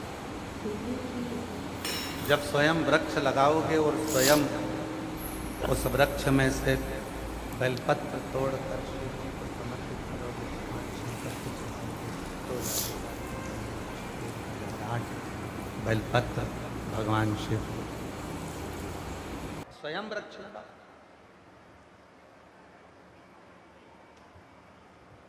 उमा संहिता, उमा संहिता को अगर बन सके, आप सुन रहे हो, ठीक है, और यदि बन सके तो आप गीता प्रेस गोरखपुर की शिव महापुराण लेकर आओ और उसको पढ़ो, उसकी उमा संहिता को पढ़िए। बहुत ध्यान लगाकर सुनिएगा मेरी जीजियों, पुरुषोत्तम मास की कथा चल रही है। एक एक शब्द आपके लिए बहुत सुख देने वाला है, आनंद देने वाला है, एक एक शब्द। उमा संहिता को पढ़िए। जब गीता प्रेस गोरखपुर के शिवपुराण को लाकर आप उमा संहिता को पढ़ेंगे तो उस उमा संहिता में आप अध्ययन करेंगे, और वो अध्ययन करने के बाद आप अपने भीतर उतारिएगा। मान लो आपने 1.25 लाख बेलपत्र चढ़ाने का संकल्प कर लिया, मान लो आपने 1008 बेलपत्र चढ़ाने का संकल्प कर लिया, मान लो 108 बेलपत्र चढ़ाने का संकल्प कर लिया, और तुम्हारे पास में तुम्हारा लगाया गया वृक्ष नहीं है और तुम्हें इतनी बेलपत्र चढ़ाना है, तो फिर करोगे क्या? बेलपत्र का पल्ला है। कहा गुरुजी नया डाला है। तो हमने पूछा क्यों भाई इतना अचार लाए हो, इस अचार में फाँक तो बहुत कम है और तेल ज़्यादा है। तो वो गोयल जी की धर्मपत्नी बोली, ये जितना तेल में डूबा रहता है उतना सुरक्षित रहता है। हमने कहा वाह, कितनी सुंदर बात कही। अचार तेल में डूबा रहेगा, सुरक्षित रहेगा। मुरब्बा चाशनी में डूबा रहेगा, सुरक्षित रहेगा। और संसार का मनुष्य शिव कथा में डूबा रहेगा तो सुरक्षित रहेगा। जो भगवान की भक्ति में डूबा है। हम ये कभी नहीं बोले कि आप शंकर की शरणागति, हम कहते हैं तुम राम को भजते हो तो राम को भजो, आप कृष्ण को भजते हो तो कृष्ण को भजो, आप शिव को भजते हो तो शिव को भजो, आप जगत जननी दुर्गा भवानी को भजते हो तो जगत जननी दुर्गा भवानी को भजो। आप जो आराधना, जो साधना आप दिल से करते हो, आपकी जो मर्जी हो वो भजो, पर उसमें डूब जाना, उसमें जितने डूबते चले जाओगे उतने सुरक्षित होते चले जाओगे, उतने सुरक्षित। डूबना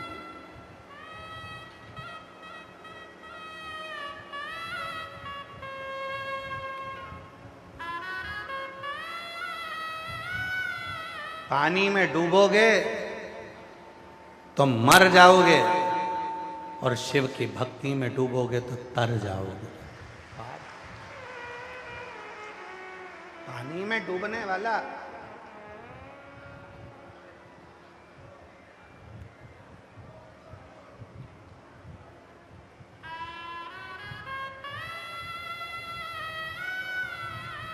और कहने में पीछे नहीं हटेंगे। पानी में डूबने वाले को बचाया जा सकता है, थोड़े चांस हैं।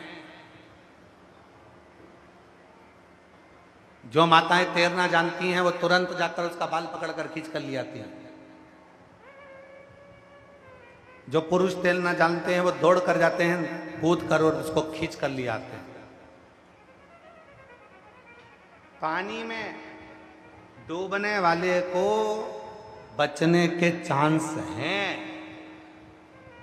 पर जो दारू की प्याली में डूबता है उसके बचने के चांस कभी नहीं होते। पानी में डूबने वाले को बचाया जा सकता है, पर प्याली में डूबने वाले को बचाना कठिन पड़ जाता है, क्योंकि पानी में डूबेगा तो केवल एक डूबेगा, और प्याली में डूबा उसका बेटा भी एक दिन रोएगा, बेटी भी रोएगी, पत्नी भी रोएगी, माँ भी रोएगी, बाप भी रोएगा, जिंदगी भर उसका रोने में निकल जाएगा। जी थोड़ा बचिए।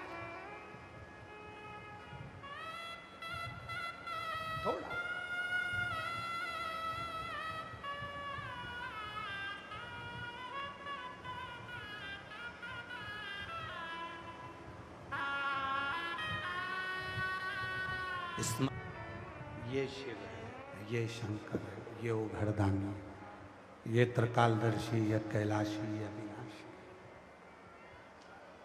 एक बेलपत्र की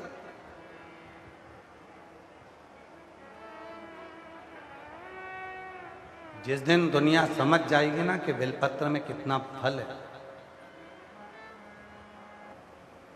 वो गिफ्ट, वो रुपट्टा, वो माला सब शून्य है। अगर कुछ प्रबल है तो व्यासपीठ की एक बेलपत्र प्रबल है जो दी जाती है। ये साधारण नहीं है।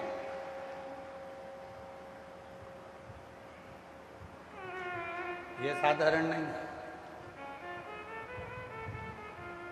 जैसे सीहोर का रुद्राक्ष कभी बिकने के लिए बाजार में नहीं जाता, जैसे सीहोर का रुद्राक्ष कभी मार्केट में बिकने के लिए नहीं जाता, जैसे सीहोर का रुद्राक्ष कभी कोरियर नहीं करा जाता, कुबरेश्वर धाम का रुद्राक्ष तो वहीं जाकर हाथ फैलाकर कंकर शंकर पूजन कर कर लिया जाता है और वो रुद्राक्ष हमारे जीवन के दुखों को समाप्त करता है। उसी तरह व्यासपीठ की एक बेलपत्र जीवन के लिए वो फलित है कि मेरे जीवन का सबसे बड़ा सुख अगर कुछ मिला तो वही केवल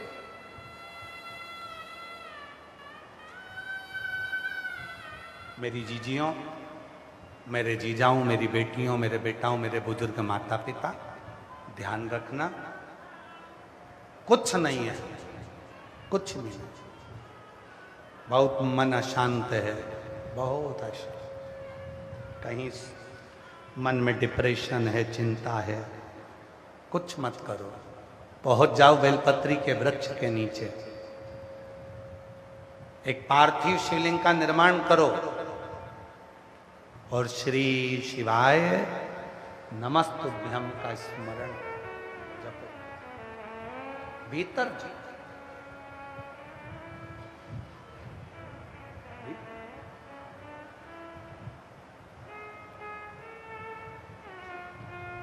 सबके सामने अगर मंत्र जप रहे हो, सब लोग देख रहे हैं, तो मौन होकर मंत्र जपो। और जब एकांत में मंत्र का जप करो तब आवाज निकाल कर मंत्र का जप करो। श्री शिवाय नमस्तुभ्यं, श्री शिवाय नमस्तुभ्यं, श्री शिवाय नमस्तुभ्यं, श्री शिवाय नमस्तुभ्यं। उस मंत्र का उच्चारण करें। ये शरणागति का वो मंत्र है कि जो जीवन में मनुष्य को सुख प्रदान करे।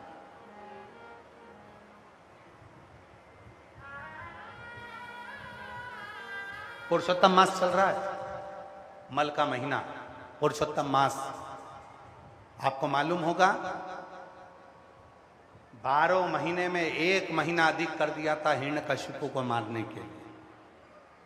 वो हिरण्यकशिपु जो वर मांग लेता है ब्रह्मदेव से, ना नीचे मरूं, ना ऊपर मरूं, ना अंदर मरूं, ना बाहर मरूं, ना अस्त्र से मरूं, ना शस्त्र से मरूं, ना दिन में मरूं, ना रात में मरूं, ना नर से मरूं, ना पशु से मरूं, ना 12 महीने में मरूं। भगवान ने उसको वर दे दिया था, तथास्तु। तो ना दिन में मारा, ना रात में, संध्या के समय पर प्रदोष काल में मारा। ना नर से मरा, ना पशु से, तो नरसिंह बनकर भगवान आए।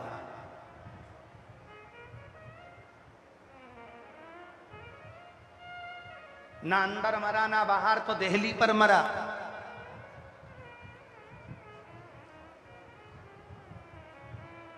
न शस्त्र से, ना अस्त्र से, तो नख से मरा। ना 12 महीने में मरूं तो 1 महीना अधिक कर दिया और अधिक मास में मरा, पुरुषोत्तम मास में अधिक मास, एक अधिक कर दिया।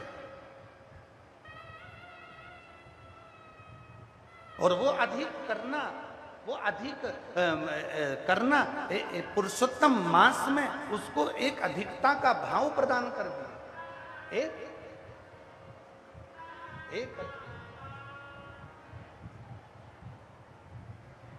एक अधिक। अब वो जो महीना था मलमास, जो महीना मलमास का जो निकला, मलमास का जो महीना हुआ जिसमें हिरण्यकशिपु मरा था, उस महीने को किसी ने स्वीकार नहीं करा। कोई उस महीने को स्वीकार नहीं करता, कोई भी उस महीने को स्वीकार नहीं कर रहा। और ये केवल मलमास की कथा नहीं है, संपूर्ण जगत के प्रत्येक मनुष्य की कथा है।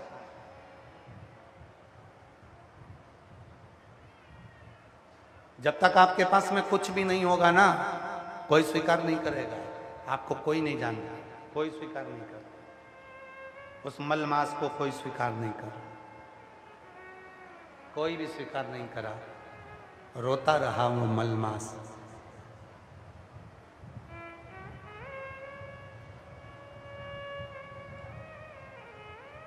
जब जब मलमास नरसिंह भगवान के सामने जाता था, तब नरसिंह भगवान का क्रोध उस मलमास को देखकर और बढ़ जाता था। उनको लगता था कि अभी हिरण्यकशिपु जीवित है। उनको यह महसूस होता था कि हिरण्यकशिपु अभी जीवित है।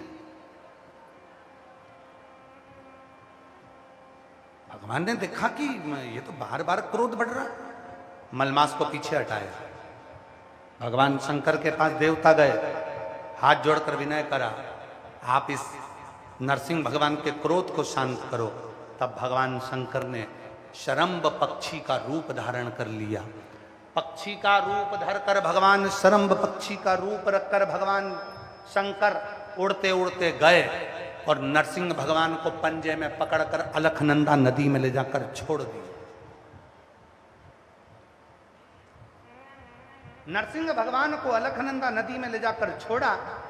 उसी नदी में नरसिंह भगवान समाधि में लीन हो गए, क्रोध शांत हो गया। लक्ष्मी जी उनको ले जाने लगी।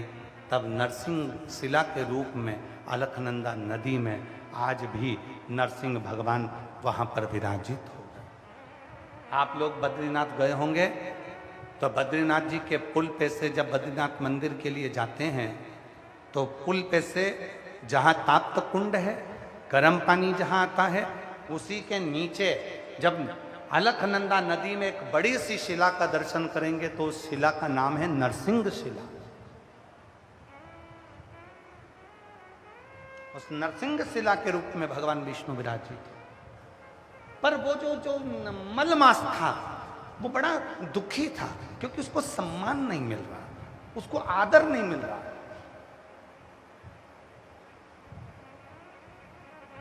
ब्रह्मलोक में गया, ब्रह्मा जी ने बाहर कर दिया। इंद्रलोक में गया तो इंद्र ने बाहर कर दिया। गरुण लोक में गया तो गरुण ने बाहर कर दिया।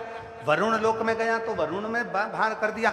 जितने लोक में मलमास जाता था, मलमास जितने लोक में गया, जो 1 महीना अधिक करा था 12 महीने में, वो मलमास बार बार जहां जाता था सब उसे भगा देते थे। तब वो आखिरी बार मन में सोच लिया मलमास ने कि अब आखिरी बार जा रहा हूं भगवान विष्णु के पास में।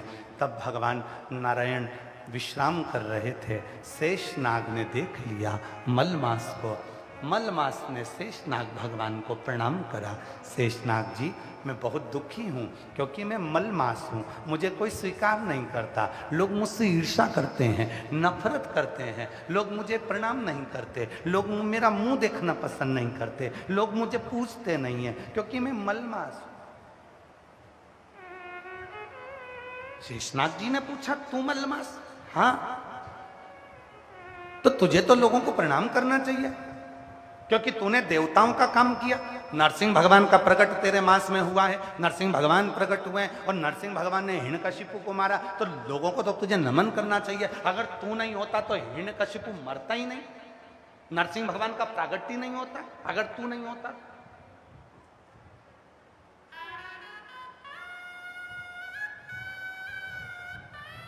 शिव पुराण की यह पुरुषोत्तम मास की कथा प्रत्येक मनुष्य को सुनना चाहिए, प्रत्येक मनुष्य।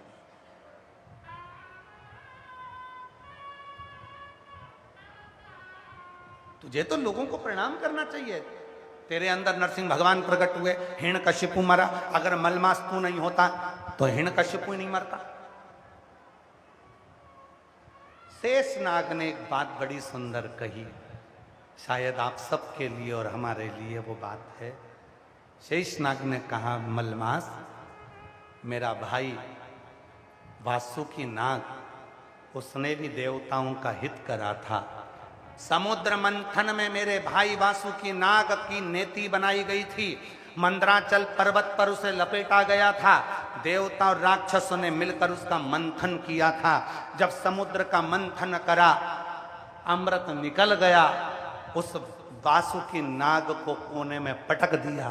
कोई ने उसको नहीं देखा, कोई ने उसको अमृत नहीं पिलाया, कोई ने उसको दवा नहीं कराई, किसी ने उसका आदर नहीं करा।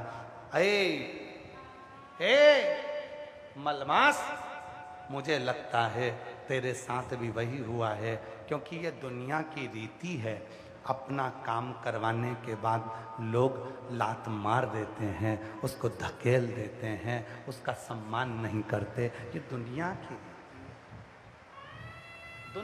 रीति।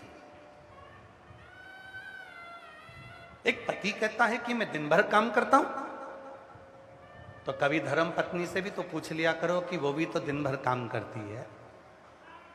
एक पति कहता है मैं दिन भर खेत पर काम करता हूं, एक धर्म पत्नी से भी पूछा करो, वो भी दिन भर काम करती है। सुबह से उठती है, चाय नाश्ता भोजन खाना, गोबर तगाड़ी खला, ये काम वो काम, मेहमान अतिथि, घर में बुजुर्ग बच्चे, सबको संभालते संभालते संभालते संभालते वो भी तो जिंदगी संभाल रही है। वो भी तो स्त्री है, वो भी तो नारी है। आपको महसूस होता है कि केवल आप कर रहे? नहीं। कभी ये मत कहो कि मैं अकेला कर रहा हूं। तुम्हारी जो अर्धांगिनी है वो भी तुम्हारे साथ कदम से कदम मिलाकर तुम्हारे परिवार को संभाल रही है, तुम्हारे परिवार को देख रही है, वो भी तो देख रही है। पर सम्मान उसको नहीं मिला। कई लोग कह देते हैं गुरुजी हमारी किस्मत में तो भगवान ने यश ही नहीं लिखा। कई माताएं कह देती गुरुजी भगवान ने तो मेरी किस्मत ऐसी बनाई है कि मेरी किस्मत में यश ही नहीं है। मैं किसी के लिए कितना ही कुछ कर दूं तो भी मेरा सम्मान नहीं होता। तुम अपने ऊपर मत लो। यहां कथा भी सुनो। मलमास जिसके महीने में नरसिंह भगवान प्रकट हुए, जिस महीने में हिरण्यकशिपु मरा, जिस महीने को स्वयं भगवान ने 12 महीने से ज्यादा प्रकट करा, वो मलमास को भी तो लोगों ने सम्मान नहीं दिया, उस मलमास को भी तो लोगों ने आदर नहीं दिया, उस मलमास को भी तो लोगों ने सत्कार नहीं दिया, उस मलमास को भी तो लोगों ने नकार दिया। तुम सोचते हो कि मेरा साथ नहीं मिलता, भगवान मेरा साथ नहीं देता, उस मलमास को भी तो देखो। तब वो मलमास आखिरी में जब हार गया हिम्मत, तब वो मलमास आखिरी में शेषनाग के पास गया और शेषनाग ने कहा मेरे भाई वासुकी नाग के साथ भी यही हुआ था। उसको भी सम्मान नहीं मिला था, उसको भी कोने में पटक दिया था। जब अपना काम हो जाता है लोग धक्का देकर बाहर निकाल देते हैं। कभी कभी शिव पुराण की कथा कहती है तुम बहुत करोड़पति हो, तुम बहुत धनपति हो, तुम बहुत वैभवपति हो, तुम्हारे यहाँ पैसे की कोई कमी नहीं है। तुम्हारे घर में तुम्हारी बहू के बच्चा हुआ, उस बच्चे को पालने के लिए, उस बच्चे को संभालने के लिए एक महिला को, एक स्त्री को, एक बेटी को तुम लेकर आए। कहा माता जी मेरे बच्चे को संभालना, मैं महीने की तनख्वाह दूंगा। वो माँ अपने बच्चे को छोड़कर तुम्हारे बच्चे को संभालने के लिए आ गई। 5,000, 2,000, 10,000, 11,000, 20,000 रुपए महीने में वो तुम्हारे बच्चे को संभाल रही है, तुम्हारे बच्चे को संभाल रही है।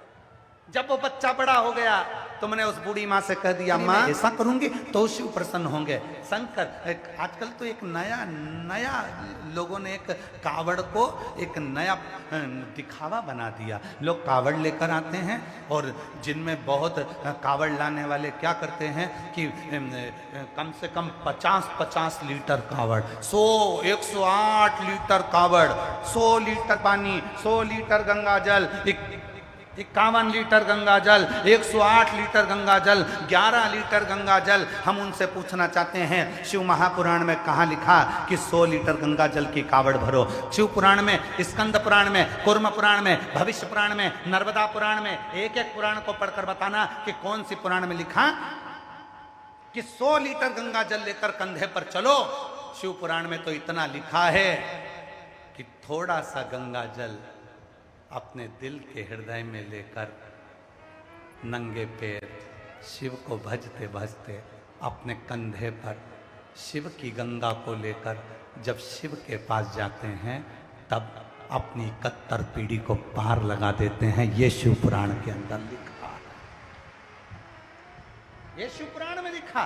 कावड़ भरो, पर उस कावड़ को लेकर अपने हृदय को कष्ट ना हो, उस कावड़ को लेकर अपने शरीर को कष्ट ना हो, उस कावड़ को लेकर अपने तन को कष्ट ना हो। उस कावड़ को लेकर चल रहे हो, तुम्हारी मम्मी को लग रहा है, तुम्हारी मम्मा को लग रहा है, तुम्हारी माता को लग रहा है मेरा बेटे को कहीं बीमार ना पड़ जाए, इतनी कावड़ उठा ली। पापा को लग रहा है इतनी कावड़ उठा ली, भाई को लग रहा है इतनी कावड़ उठा ली, पत्नी को लग रहा है मेरे पति को कुछ ना हो जाए, कावड़ लेकर चल रहा है। उसका स्वास्थ्य गड़बड़ हो गया, हॉस्पिटल में पहुंचा दिया गया और उसको फिर इलाज चालू हुआ, उसका शरीर बेकार हो गया। शिव जी ने ये नहीं कहा कि अपने शरीर को इतना कष्ट दो। महाराज, सारी पुराण कहती है कि भागवत पुराण में भी लिखा है, एक फल खाकर कथा को श्रवण करो, एक समय भोजन कर कर कथा को श्रवण करो। पर शिव महापुराण की कथा कहती है सुबह भी भोजन करो, शाम को भी भोजन करो, और अगर और भूख लगे तो कथा के मध्य में भी भोजन करो और कथा को श्रवण करो। अपनी चित्त में बिठाकर शिव को आनंद करो, क्योंकि मेरा भोलेनाथ, मेरा भोलानाथ, मेरा शंकर भगवान अपनी औलाद को भूखा नहीं देख सकता, क्योंकि उसकी पत्नी का नाम है अन्नपूर्णा। अन्नपूर्णा सोचती है, मां अन्नपूर्णा विचार करती है कि मेरी औलाद भूखी क्यों रह रही है, मैंने क्या इसके घर में अन्न नहीं दिया?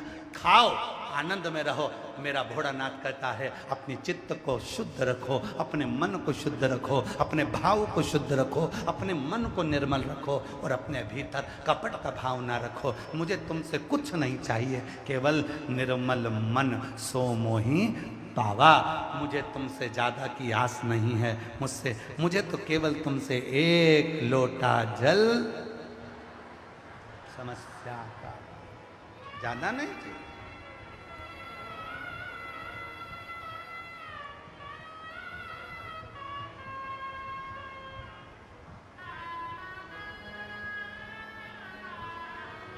ये जितने ज्ञान देने वाले तुमको मिले कि शंकर जी को ये मत चढ़ाना, पाप लग जाएगा, दोष लग जाएगा, शिव जी को ये मत चढ़ाना, आज प्रदोष है ये मत चढ़ाना। आज शिव महापुराण की कथा के कुमार खंड में लिखा है, शिव महापुराण की कथा जहां होती है, अगर उस कथा के मध्य में प्रदोष पड़ जाए, उस कथा के मध्य में सोमवार पड़ जाए, उस कथा के मध्य में यदि शिवरात्रि पड़ जाए, उस कथा के मध्य में यदि अष्टमी तिथि पड़ जाए, अगर ये 4 चीजों में से कथा के मध्य में कोई भी एक चीज पड़ गई और उस दिन तुमने कथा को श्रवण कर लिया, स्वयं तुमरुका जी का चरित्र आता है। शिव महापुराण की विद्येश्वर संहिता वर्णन कर रही है, शंकर पार्वती कथा सुनने के लिए ईश्वर गोरा बनकर बैठ गए। शिव और पार्वती ईश्वर गोरा बन गए, कथा सुनने के लिए गणागौर बनकर गणगौर बनकर बैठ गए। 33 कोटि देवता आ गए, सारी नदियां आ गई, सारे सरोवर आ गए, सारे तालाब आ गए, सारी बावड़ियां आ गई, सारे तीर्थ आ गए। इतने सारे तीर्थ, बावड़ी, सरोवर, कुंड सब आकर इकट्ठे हो गए, सारे की सारे। शिवजी ने पूछा, कथा सुनने के लिए हम बैठे हैं तो तुम सब क्यों आए? तुम्हें तो सृष्टि का कार्य करना है, सृष्टि को आगे बढ़ाना है, और तुम सब कथा सुनने के लिए आ जाओगे तो फिर सृष्टि के कार्य को कौन करेगा? सारे देवताओं ने कहा हमको भी शिव पुराण की कथा सुनना है, तुमरुका जी के मुख से। शंकर भगवान ने कहा तुम सब जाओ, एक काम करो, कथा के मध्य में अगर प्रदोष पड़े उस दिन तुम सब आ जाओ, और अगर प्रदोष नहीं पड़ा तो जिस दिन सोमवार पड़े उस दिन तुम सब आ जाना। सोमवार नहीं पड़ा तो अष्टमी तिथि पड़े तुम सब आ जाना, वो भी नहीं पड़ा तो कथा के मध्य में अगर शिवरात्रि पड़ जाए महीने की तो तुम सब आ जाना। जिस दिन तुम आओगे, बैठोगे, जो भी कथा श्रवण कर रहे होंगे उनको किसी तीर्थ में जाने की जरूरत नहीं पड़ेगी। जब सारे तीर्थ प्रदोष के दिन कथा में आ जाएंगे तो उसका फल उन सभी श्रोताओं को प्राप्त हो जाएगा। इसलिए शिव महापुराण का कथा का छठा दिन क्या कहलाता है? जम के बोलो जरा। शिवरात्रि। कथा का छठा दिन शिवरात्रि कहलाता है। शिव भक्त आते हैं अपार संख्या में, लाखों लाख शिव भक्त पहुंचते हैं कथा के छठे दिन कथा को श्रवण करने के लिए। रात भर पंडाल में कीर्तन करते हैं, सुबह 8 बजे कथा श्रवण करते हैं और सब अपने घर को चले जाते हैं। उनको मालूम है कि कथा की शिवरात्रि होगी तो सारे नदी, तालाब, बावड़ी, सरोवर, कुंड, सारे तीर्थ उस दिन कथा में रहेंगे। और हमने अपनी जिंदगी के अगर कोई पाप भी कर दिए होंगे और वहाँ कथा के मंडप तक अगर हम पहुँच गए होंगे तो हमारी जिंदगी के सारे पाप समाप्त हो जाएंगे और हमारा कल्याण हमारा भोलेनाथ कर देगा। उसको मालूम है।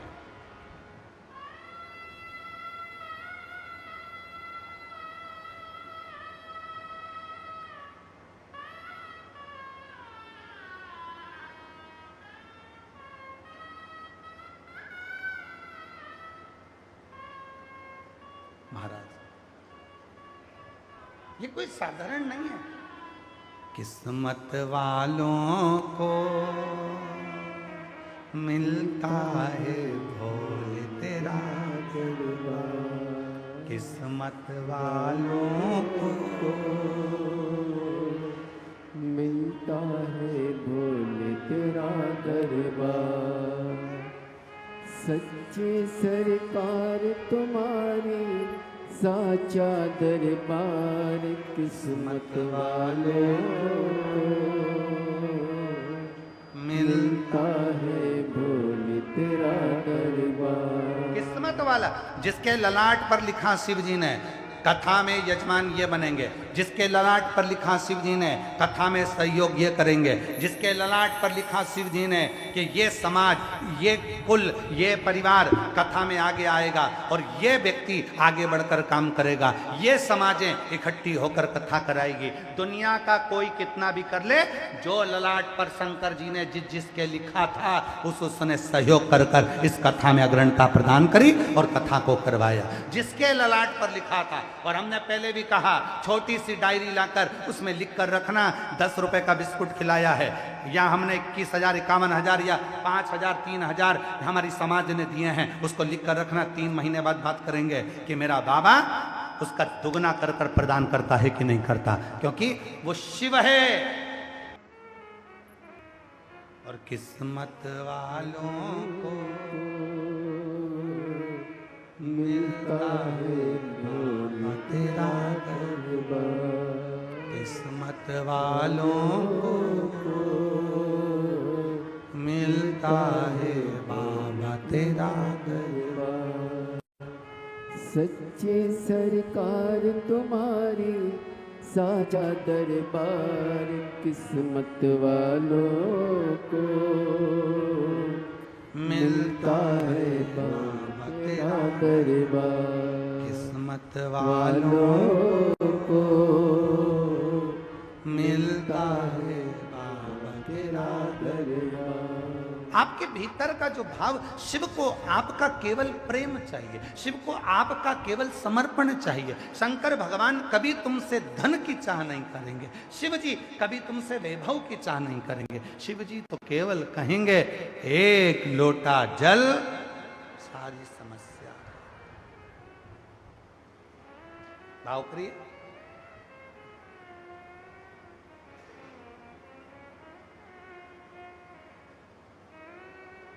शिव को केवल तुम्हारा निर्मल स्वभाव चाहिए। कैसे कपड़े पहने भगवान को मतलब नहीं है, हाँ दूसरे को मतलब हो सकता है, शिव जी को मतलब नहीं है। तुम्हारी सहेलियां कह सकती है ऐसे कपड़े पहनकर मंदिर में था, तांबे के लोटे से जल मत चढ़ा। तुम्हारी सहेलियां कह सकती है ऐसे बेलपत्र मत चढ़ा, ऐसा ये मत कर। तुम्हारी सहेली, शिव जी कभी नहीं कहेंगे कि तुम ऐसा मत करो। वो तो कहता मेरी बेटी आई है ना अपने पापा से मिलने, मेरी बेटी आई है ना अपने बाबुल से मिलने, मेरी बेटी आई है ना अपने पापा से मिलने, पिता से मिलने, बहुत है, इससे ज़्यादा कुछ नहीं चाहिए। उसको तो अपनी बेटी का चेहरा देखना है और बेटी को अपने बाप को देखना है। बस वो बेटी और बाप का प्रेम ही शिव का तत्व प्रदान कर देता है। और उसको यहाँ मेरे बेटा, मेरे बुजुर्ग माँ बाप, तो मैं माइक लगा कर पूछोगे तो एक ही बात कहेंगे, हमें तो बस आकर बैठना है, 2 शब्द कान में जाएंगे, उतना बहुत है। उसको मालूम है कि मैं आ गई, बस उतना उसको मालूम पड़ना चाहिए, बाकी का कोई दिक्कत नहीं। याद रखना, उसकी बस कृपा की दृष्टि चाहिए, कृपा। तो गुरुजी तो दिखे ही नहीं, ना दिखे कोई बात नहीं, बहुत है। सूर्य ये नहीं कहता कि तुमको आवाज लगाकर निकालेगा घर से बाहर, ए कमलेश थोड़ा बाहर आ, मैं सूरज की रोशनी करूंगा। सूरज देवता कभी कहते हैं कि मैं तुझे रोशनी करूंगा, तू बाहर आ। सूरज देवता तो कहते हैं मेरी किरणें निकल रही है, तो चिंता मत कर, तू जहां रहेगा वहां तुझे छू लेगी और तेरा कल्याण कर देगी। ये तो मन का भाव है। एक पत्नी पति से बोली, शादी की सालगिरह आ रही है, मुझे शिमला घूमने ले चलो।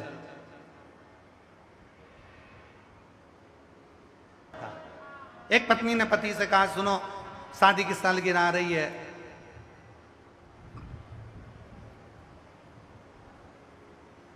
शिमला घुमा दो। पति ने कहा ठीक है।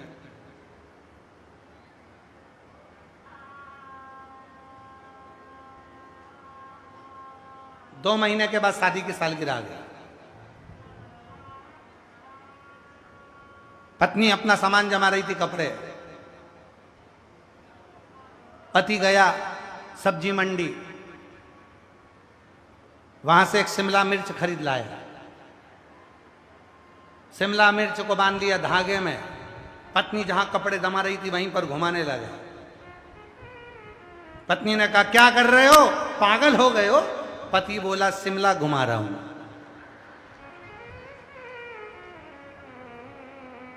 पत्नी ने माथा ठोक कर कहा मैंने कहा था शिमला घुमा लो।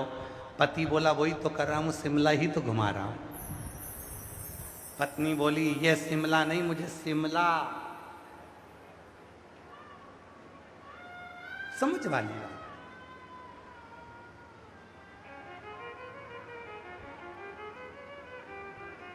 दिखावे की प्रियता नहीं शिव को, शिव को हृदय की प्रियता चाहिए, हृदय की।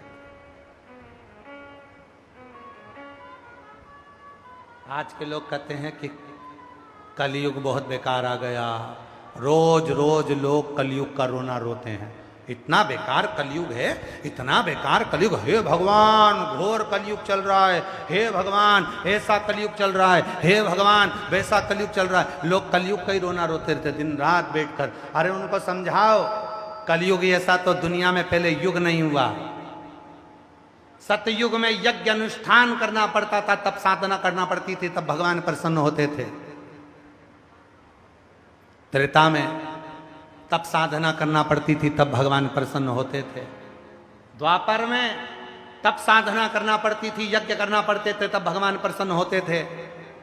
कलयुग इतना सरल है कि एक लोटा जल लेकर शिव जी को चढ़ाओ और शंकर जी प्रसन्न हो जाते हैं। इससे बढ़कर और क्या चाहिए कलयुग, क्या चाहिए?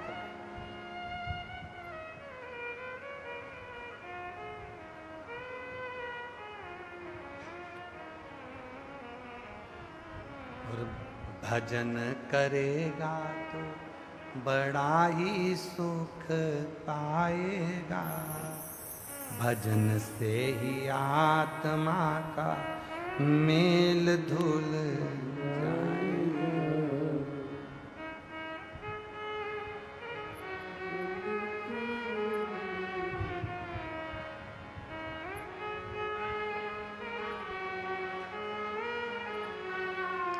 रोज थोड़ा थोड़ा शिव का भजन कर, रोज थोड़ा थोड़ा शिव बहुत है, उतना ज्यादा नहीं, थोड़ा, अधिकता में नहीं चाहिए शिव को। कल कथा में श्रवण करा था मलमास का चरित्र। मलमास जिसको भगवान शंकर ने अपना रूप दिया, कर्पूर गौरम करुणावतारम, अपना स्वरूप प्रदान किया। और उस मलमास को लेकर भगवान शिव भगवान श्री हरि के पास में पहुंचे और भगवान श्री हरि के सामने ले जाकर उस मलमास को खड़ा कर दिया। श्री हरि ने देखा कि मलमास आया है।